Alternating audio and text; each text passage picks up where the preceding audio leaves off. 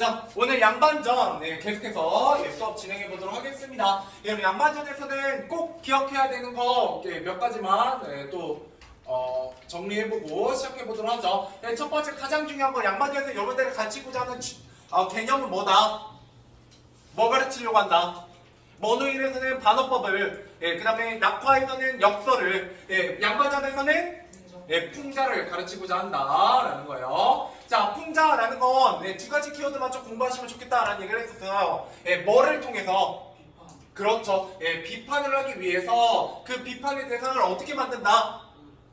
그렇죠. 우스꽝스럽게 웃음을 통해서 비판하더라. 뭐 이런 얘기를 했었습니다. 자, 여기서 비판이 빠지면, 비판이 없으면 오로지 웃음만 있으면 우린 그걸 뭐라고 불렀었어요? 그렇죠. 해악이라고 불렀었다. 그래서 해악과 풍자를 좀 구분해보자. 뭐 이런 얘기도 좀 드렸었습니다. 자, 그러면 두 번째. 여기서 비판의 대상은 누구였냐라고 하면 바로 양반입니다. 양반의 비판점. 그죠? 크게 세 가지를 다루게 됩니다. 그 중에서 여러분들은 두 가지에 대해서 배웠어요. 첫 번째는 누구의 입을 통해서 양반의 아내의 입을 통해서 뭐라고 얘기하게 돼요? 아내가 이놈의 한 푼어치도 안 되는 이놈의 양반 이라고 얘기하게 됩니다. 자, 이 얘기를 통해서 양반의 뭐를 비판하고자 한다? 그죠? 황국을 잔뜩 빌려놓고 갚지 못해서 뭐하고 있어요? 양반은 그걸 갚지 못하고 울고만 있어요. 얼마나? 못났어요. 그죠? 일을 해결할 수 없잖아요. 그러니까 바로 뭐다? 양반의 경제적 무능함 비판하고 있습니다. 기억나세요? 혹은 뭐라고 얘기한다? 비생산성을 비판하고 있다라는 게 첫 번째 파트의 주요 내용이었고요. 두 번째는 첫 번째 증서였어요. 자, 첫 번째 증서에서는 뭘 비판하고 있었다? 여기에 뭐가 많이 나오고 있었어요? 양반의 그렇지 덕목과 뭐 의무 뭐 이런 것들이 나와 있었어요. 자, 이런 걸 통해서 양반이 지켜야 되는 거, 하지 말아야 되는 것이 쭉 나열되어 있었어요. 이걸 통해서 양반의 뭐를 비판하고 있었어요? 그 키워드는 세 개였는데 하나는 양반의 원래 그런 것들을 꼭 지켜야 되는 거야? 그럴 필요가 없죠. 근데 뭐 때문에 지키는 거예요? 양반의 갑자기 일본어로밖에 생각이 안 나. 일본어로 뭐라고 하냐면 가오라고 하고요. 그죠? 까오. 여러분들이 좀 더 익숙한 말이죠. 우리말로 하면 품위. 그죠? 품위를 지키려고 해요. 근데 그건 전혀 쓸데없는 거라는 거죠. 그런 게 바로 허례허식입니다. 그래서 쓸데없는 예의와 쓸데없는 의식을 지키는 것에 대한 비판이고요. 또 막 추워도 겹불을 쬐지 않고 비가 와도 뛰어다니지 않아요. 이런 게 바로 양반의 뭐에 대한 중시? 체면? 그죠? 혹은 눈으로 보이는 모습에 대해서 중시하는 거칠해. 이렇게 얘기합니다. 얘네들이 키워드예요. 얘네들만 아시면 됩니다. 이거 가끔 바꿔놓으면 틀린 거예요. 이해되시죠? 그러고 나면 오늘 세 번째 뭐에 대해서 배울 거냐? 두 번째 증서에 대해서 배워볼 거고요. 간단하게 얘기하면 결국 두 번째 증서. 자, 첫 번째 증서 딱 듣고 나서 부자가 뭐라고 얘기해요? 이거 증서 별로다. 뭐 되게 바꿔달라. 나에게 이익이 되도록 바꿔주세요 라고 얘기하게 됩니다. 자, 그러고 나면 이 두 번째 증서에서는 뭐가 나오게 되면 양반의 특권이 나오게 돼요. 자, 이런 특권을 통해서 비판하고자 하는 건 뭐다? 양반의 특권남용 아니면 횡포, 백성들을 괴롭히는 횡포 뭐 이런 것들에 대해서 비판하게 될 겁니다. 알겠죠? 자, 가보도록 하죠. 그래서 몇 페이지냐면 24페이지. 자, 가보도록 하겠습니다. 자, 두 번째 증서 가보도록 하죠. 이제 됐으니까 지워보고요. 자, 그래서 이익이 되게 바꿔줍니다. 어떻게 얘기하냐? 이것도 좀 읽었던 것 같기도 한데. 자, 하늘의 백성을 낳을 때 넷으로 구분하였다. 네 가지 백성 가운데 가장 높은 것이 선비이니 이것이 곧 양반이다. 양반의 이익은 막대하다. 농사도 짓지 않고 장사도 하지 않아요. 원래 양반은 농사 지으면 안 됩니다. 예, 농사 지으면 양반이 아니에요. 예, 그래서 옛날에 이 누구야 이 군수도 몰락 아니 그 뭐지 군수란다 여기 나오는 양반도 몰락해갖고 빚이 잔뜩 있는데 일해요 안 해요? 안 하잖아요. 그죠? 예, 실제로 양반은 그런 걸 못하기 때문이요. 자, 글만은 중요하고도 크게 되면 문과의 급자고 작아도 진사가 된다. 예, 문과의 홍패는 팔뚝만 하지만 예, 여기에 온갖 물건이 갖춰져 있으니 그야말로 돈자루다라고 홍패를 뭐하고 있어요? 비유하고 있습니다.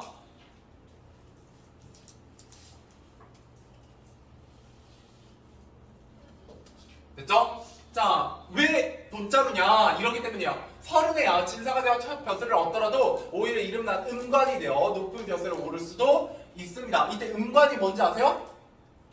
고려시대 때는 이 제도를 뭐라고 불렀냐면 음서제도라고 불렀어요. 아직 안 배웠겠지? 세계사 하느라. 자, 그래서 이건 뭐냐면 추천제거든요. 그래서 아버지가 높은 관직에 있으면 아들도 관직을 시켜주는 거예요. 예, 약간 그런 거가 있었습니다. 과거에 급제 못하더라도. 자, 아무튼 벼슬에 오를 수 있고요. 언제나 종들이 양산을 받쳐줌으로 귀밑이 휘어지고 설렁줄만 당기면 종들이 예의함으로 뱃살이 쳐진다. 방에서는 귀걸이로 치장한 기생과 노닥거리고 뜰에서는 남아도는 곡식으로 학을 기른다. 예, 지금 밖에서는 백성들이 굶어 죽더라도 양반들 뭐 할 수 있다는 거예요? 남아도는 곡식으로 학을 기를 수도 있어요. 지금하고도 비슷하죠? 예, 그래서 원래 그 전 세계적으로 찐 부자들이 집에다 뭐 설치해요? 수족관 설치하는 사람들이 있어요. 집에 돌고래가 살아. 아니면 그 넓은 정말 마당이라고 하기엔 너무나 넓은 집을 가진 다음에 뭐 길러요? 사자나 호랑이 기르는 집도 있어요. 재벌들이. 예. 그래서 그 돈 많은 사람들은 뭔가 남들이 하지 못하는 뭔가를 하려고 하기도 합니다. 예. 자, 계속해서 가보도록 하죠. 예. 그래서 원래 진짜 부자들은 집에 뭐가 있으면 부자라고 하는지 알아요? 1차적으로 요새는 현대에는 엘리베이터가 있으면 부자예요. 집 안에 공용 엘리베이터 말고 집이 일단 3층이야. 그리고 지하로 한 1, 2층까지 있어. 그래갖고 차를 끌고 와서 지하 주차장이 딱 개인 지하 주차장이 딱 되고, 그죠? 예, 이런 가끔 영화 보면은 그 막 아이언맨이나 배트맨 막 이런 주인공들 막 엘리베이터 타고 올라가잖아. 자기 집인데. 예, 실제로 그런 경우가 이제 부자들입니다. 왜냐면 엘리베이터가 유지비가 되게 많이 들어요. 관리를 계속 해야 되거든. 예, 그래서 되게 비싼 물건 중에 하나입니다. 자, 아무튼 나중에 열심히 공부하셔서 집에 엘리베이터 하나 놓으시길 바래요. 그러면 엘리베이터 관리하는데 한 달에 뭐 100만 원씩 그냥 나가요. 혼자 관리하면. 그렇기 때문에 진짜 부자들만 놓는 거고요. 자, 그래서 벼슬을 아니하고 사거리에 묻혀 살더라도 모든 일을 제멋대로 할 수 있다. 강제로 이웃에 소를 끌어다가 먼저 자기 땅을 갈고, 그죠? 마을의 일꾼을 잡아다가 먼저 자기 돈에 김을 맨들 누가 감히 나에게 대들겠느냐? 니놈들 코에 잿물을 들이붓고 머리끄덩이 잡아 휘휘 돌리고 귀밑 수염을 다 뽑아도 감히 누가 나를 원망하겠느냐? 이게 다 뭐예요? 횡포죠, 횡포. 그죠? 개인적, 이거는 이제 개인적 이익을 위해 특권을 남용하는 거고요.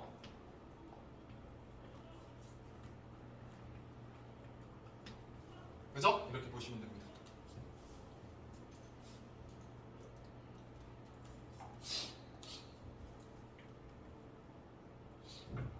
자, 그래서 이게 바로 이제 두 번째 정서의 내용이었습니다. 이거는 결국 뭐예요? 혹시 방금 들렸던 띠링 소리가 나시면 혹시 알려주세요. 다행히 제가 빨리 발견해서. 자, 그래서 여기까지 쓰고 이 밑으로 나서 시험 포인트 02 채워보도록 하죠. 자, 그럼 첫 번째 증서입니다. 양반을 지켜야 할 덕목과 행실입니다. 덕목과 의무 뭐 이런 것들이 들어가 있었고요. 체면이라는 키워드, 허려시라는 키워드, 그죠? 이런 것들이 다 비판점이고요. 여기 하나 더 더하면 키워드 뭐라고요? 거칠을까지 포함되어 있다. 이렇게 보시면 되겠습니다. 자, 그다음에 두 번째 증서입니다. 무의도식이에요. 무의도식 혹시 뭔지 아세요? 없다라는 거예요. 뭐가? 행위가 없어요. 일하지 않는다는 얘기예요. 그리고 도둑질 한다는 거예요. 뭐를? 식사를. 그러니까 일하지 않고도 먹는다라는 뜻이에요. 예. 그러니까 본인이 열심히 일해가지고 밭을 읽어서 논을 읽어가지고 쌀을 재배해서 먹는 건 상관이 없는데 이거 어때요? 다 남들한테 빼앗는 거잖아요. 예, 그래서 이런 건 무의도식이라고 하고 비생산성이라고도 합니다. 근데 비생산성은 보통 두 번째 증서에서는 잘 안 나와요. 양반의 아내 얘기가 나올 때 좀 더 자주 나오는 말이고요. 개인적 이익만을 취하여 특권을 남용합니다. 그 다음에 다른 계층의 횡포를 부리죠. 이런 게 바로 양반에 대한 비판점이나 풍자다 이렇게 보시면 되겠습니다. 자, 그러고 나면 이걸 이제 다 부자가 듣고요. 원래 부자는 왜 양반이 되고 싶었던 거예요?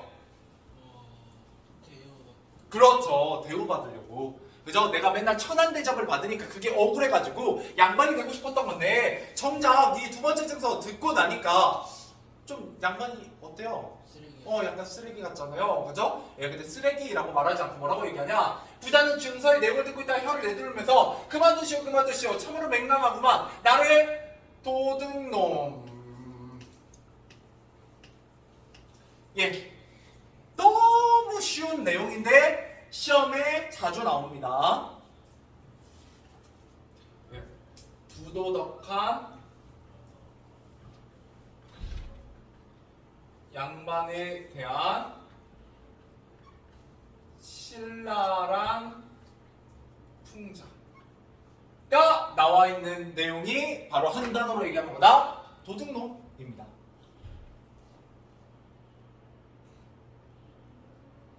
단답형 정답으로 잘 나와요. 단답형 정답으로. 자, 그래서 첫 번째 파트에서는 한 푼어치도 안 되는 이놈의 양반이라고 얘기하는 부분이 있었고요. 그다음에 두 번째 얘기에서는 도둑놈으로 만들 작정입니까? 라고 얘기하게 됩니다. 자, 그래서 부자는 머리를 흔들며 떠나버리고요. 그러고는 죽을 때까지 자신은 양반이 되고 싶다는 말을 입에 올리지 않고 살았다라는 거예요. 자, 그래서 끝부분에 쓰는 풍자의 내용과 표현 방식입니다. 도둑놈이라고 얘기하면서 거부하게 되죠. 이거는 바로 양반의 부당한 특권과 횡포를 인물의 말을 통해 어떻게 비판하고 있다. 간접적으로 비판하는 내용이고요. 양반을 바라보는 작가의 어떤 시각? 부정적 시각이요. 부정적 시각.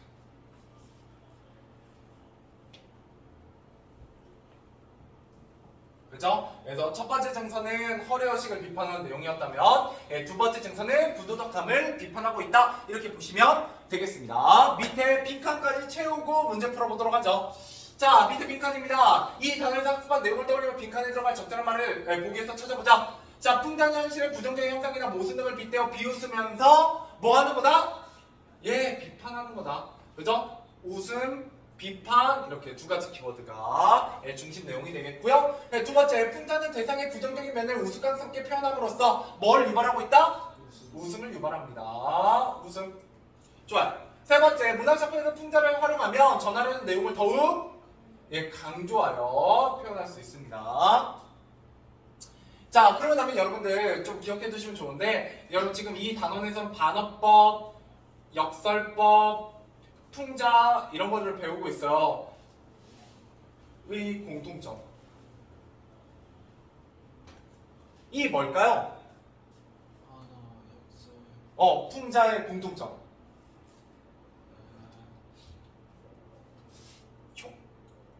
효과에 있어서 두 가지 공통점이 있는데요. 하나는 내가 말하고자 하는 말을 어떻게 말한다. 그렇죠. 강조한다. 또 하나 내가 말하고 싶은 말을 직접적으로 얘기하는 표현 방법이다. 간접적으로 표현하는 표현 방법이다. 간접적입니다. 알겠죠? 이게 반어법, 역설법, 풍자의 공통점이에요. 내가 말하고자 하는 말을 강조하는 효과가 있고요. 간접적으로 표현하는 표현법들이다. 이렇게 보시면 되겠습니다. 자, 그 다음에 여기 보시면 풍자의 특징입니다. 자, 이동통신 스타의 약점, 휴대전화 교체 부추격. 설문조사 결과 휴대전화 교체 주기가 평균 2년이에요. 왜요? 2년이면 뭐가 끝나니까? 약정이 끝나죠. 저도 이제 핸드폰이 벌써 이번 10월달 되면 3년째인데 10월달이 아니라 내년 2월이면 3년이 되니까 한 2년 반 썼죠. 근데 안 바꾸는 이유는 약정을 안 걸고 샀거든요. 약정을 안 걸고 샀가지고 안 바꾸고 계속 하고 있죠. 근데 뭐 이번에 아이폰도 새로 나오고 삼성도 폴드랑 플립이 새로 나온대요. 그래가지고 기대하고 있어요. 왜 2년 반 썼으면 이제 슬슬 한번 바꿀 때가 돼가지고. 자, 그 다음 넘어가면 정해진 이별, 새로운 시작.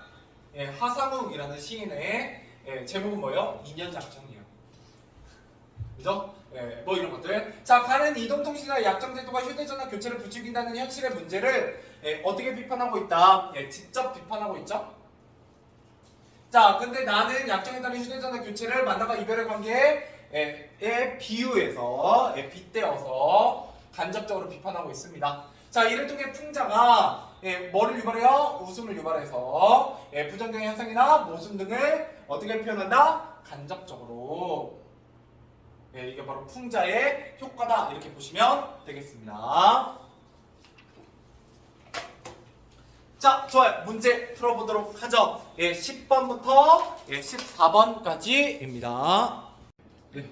그래서 11번의 정답은 영상 때문에 정답만 좀 끊겼으니까 정답만 체크하고 넘어갈게요.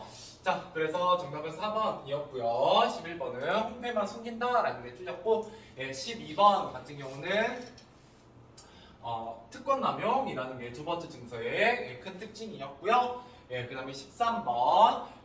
자, 여기는 1번 허례식 첫 번째 증서와 부도덕함이라는 두 번째 증서의 내용이 나와 있기 때문에 이게 바로 이 글에서의 주제다, 이렇게 보시면 되겠습니다. 자, 그럼 14번입니다. 당시 양반계층에 대한 작가의 비판적 시각이 단적으로 드러나는 단어를 쓰시오. 당연히 뭐예요? 도둑놈이 정답이 되겠습니다. 자, 넘어가 보도록 하죠. 자, 빈칸 안 채워보도록 하겠습니다. 주요 사건이에요. 자, 정성거울의 한 양반이 가난하여 뭐를 갚지 못해요? 환곡을 갚지 못하더라, 뭐 이런 얘기가 나와 있었고요. 같은 마을에 사는 부자가 양반 대신 천삼인한테 환곡을 갚고 양반의 신분을 삽니다. 그래서 이 신분 매매가 이 사건의 주요 소재예요. 그 다음에 양반이 사고 파는 증서를 만들 것을 제안한 게 바로 누구냐면 군수입니다. 이걸 통해서 당시에는 이렇게 신분을 사고 파는 것이 굉장히 공공연연하게 이루어지고 있었다라는 사실을 우리가 짐작할 수 있어요. 마지막, 부자는 증서의 내용을 듣고 자신을 도둑놈으로 만들 작정이냐며 그만두자고 하게 됩니다. 자, 양반전 가보도록 하겠습니다. 자, 여러분들 여기서 좀 조심하셔야 되는 건 한문 소설이요. 이거는 여러분들이 그 한글로 읽고 있지만 한글 소설이 아니라 원래 한문 소설입니다. 가끔 나오는 부분이고요. 풍자라는 키워드 당연히 중요해요. 그 다음에 주제는 문학, 비생산성, 허례허식, 횡포라고 해서 이게 이제 첫 번째 파트, 이게 두 번째 파트, 이게 세 번째 파트에 대한 내용이죠. 그래서 이 글은 크게 세 가지 파트로 나눠서 기억하시면 굉장히 쉽다라는 거고요. 자, 그다음에 특징, 양반의 허례허식과 위선을 비판하고 있고요. 이용구생이라는 건 이건 실학사상이에요. 왜냐면 박지원이라는 이 작가가 실학자이기 때문입니다. 그래서 이용생이란 말 나오면 그냥 맞다라고 생각하시면 되겠고요. 조선 후기 양반 사회를 비판하고 있고 무능하고 부도덕한 양반의 모습을 비판하고 있다, 이렇게 보시면 되겠습니다. 자, 다음으로 넘어가 보죠. 자, 빈칸 쭉쭉 채워보도록 하죠. 양반입니다.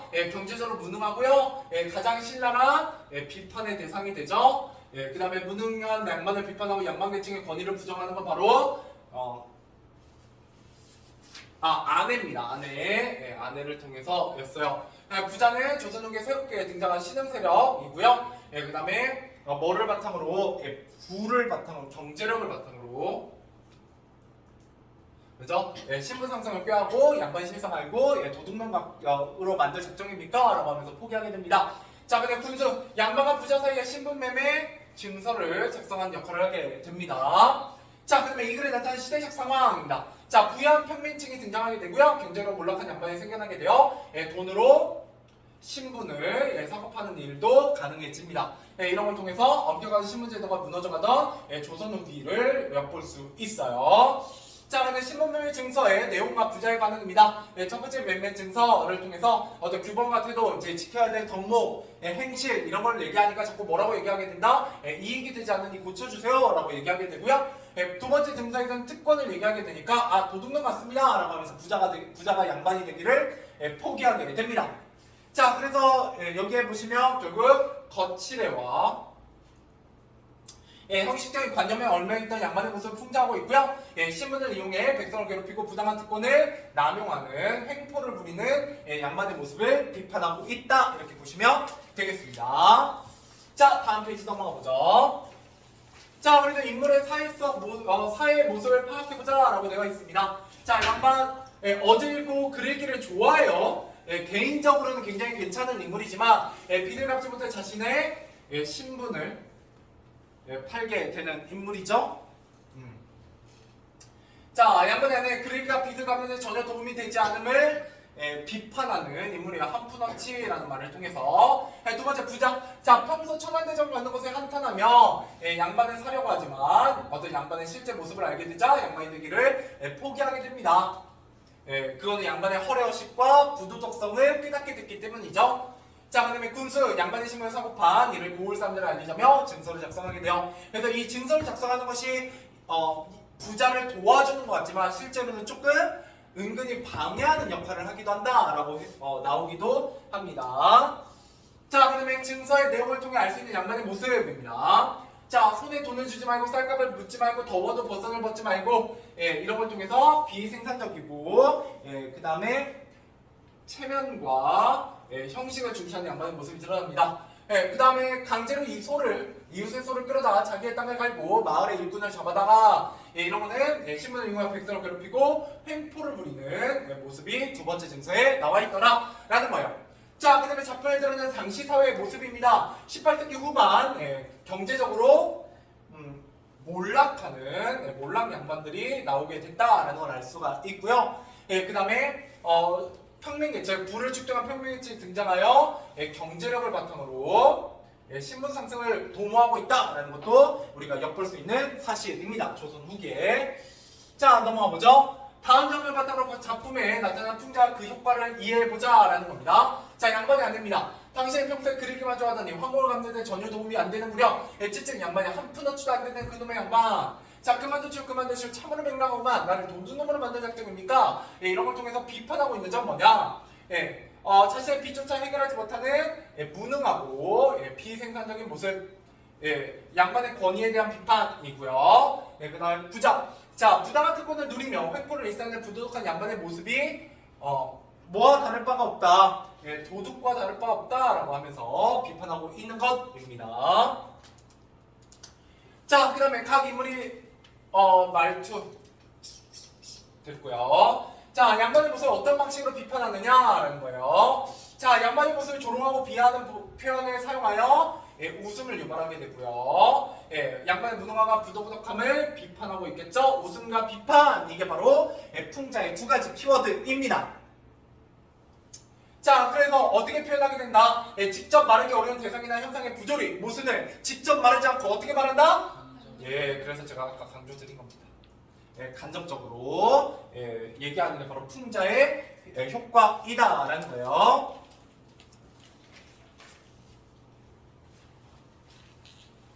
좋아요.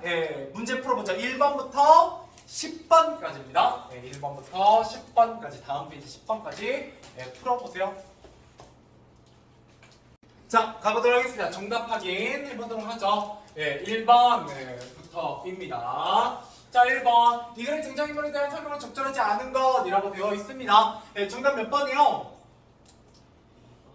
2번. 가난자면 양반의 신도를 지지해준다? 아니죠. 아내는 무능력함을 비판하는 인물입니다. 어떻게 보면 작가의 의견을 대신하는 인물이죠. 자, 이렇게 보시면 되겠고요. 정답은 2번이었고. 자, 그러면 2번. 다음에 해당하는 인물을 쓰시오. 현실적인 생활 능력을 중시하는 인물 바로 누구예요? 양반의 아내. 그죠? 양반의 아내. 그죠? 이렇게 보시면 되겠고. 자, 3번입니다. 기억을 통해 알 수 있는 양반의 모습으로 알맞은 것은, 자, 여기에 나와 있는 거 바로 뭐예요? 첫 번째 증서의 내용이죠? 첫 번째 증서의 내용이라면 정답은 4번입니다. 체면. 형식, 이런 것들이 바로 허례허식, 거칠애 이런 거랑 관련되어 있어요. 그래서 1번 같은 경우는 두 번째 증서 이런 거에 대한 얘기다 이렇게 보시면 되겠고요. 5번은 물질적 가치를 중요하게 여긴다, 이런 거 부자의 비판점이다 이렇게 보시면 되겠죠. 자, 그럼 4번입니다. 이 글에 나타나는 당시 사회의 모습을 알맞지 않은 것은 양반의 권위가 사라졌나요? 아니죠. 두 번째 증서를 보면 그 권위로 소도 빼앗아서 농사를 짓고 하니까 권위가 사라진 건 아닙니다. 그래서 정답은 1번이고요. 자, 5번. 이 글을 사용해 표현방법을 알맞지 않은 것은 입니다. 자, 알맞은 것. 속담 없고요.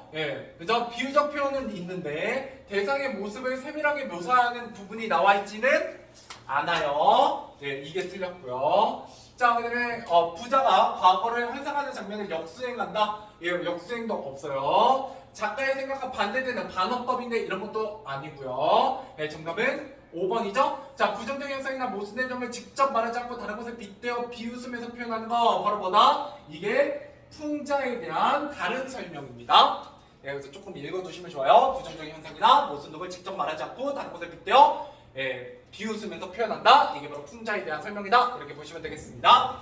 자, 6번입니다. 기억에 가장 잘 어울리는, 그래서 7번에 1번 횡포를 비판하기 위함이다. 이렇게 보시면 되겠습니다. 자, 넘어가 보도록 하죠. 8번입니다. 우리 당연히 뭐에 대해서 배우고 있냐? 풍자에 대해서 배우고 있습니다. 그래서 사회의 부정적 현상이나 모순 등을 다른 것을 빗대어 비웃으면서 비판하는 것을 얘기하고요. 비판한 말을 간접적으로 하는 표현 방법이고, 풍자는 단순히 문제를 지적하는 데 그치지 않고 개선하고자 하는 의도가 포함되어 있다. 그래서 이 풍자를 읽으면 통찰력을 가질 수 있다. 뭐 얘기를 하게 됩니다. 자, 9번이다. 풍자를 사용한 대상의 상황을 비판하는 방법에 대한 설명을 알맞지 않은 것입니다. 비판의 대상이나 상황을 선정해야 되고요. 대상이나 상황에 대한 구체적인 풍자 내용을 마련해야 되고, 풍자의 방법을 활용한 내용을 개성 있게 표현하면 좋고요. 대상의 사실성을 강조할 수 있도록 과장된 표현 사용해도 돼요. 과장된 내용을 사용하면 웃음이 유발되기 때문입니다. 됐죠? 자, 그래서 정답은 4번이었고요. 10번 풍자를 사용했을 때 효과입니다. 그죠? 인상 깊게 비판할 수 있고요. 그죠? 그 다음에 웃음을 주면서도 통찰력을 갖게 한다. 정답은 2번과 5번이 되겠습니다. 자, 넘어가 보도록 하죠. 자, 저랑 같이 서술형 먼저 보도록 하죠. 자, 라마는 양반이 군수 앞에서 자신을 낮춘 이유를 쓰시오 라고 했네요. 뭐였기 때문이요? 양반이 자신의 양반 신분을 부자에게 팔았기 때문이죠? 부자에게 양반 신분을 팔았기 때문에 자기 자신을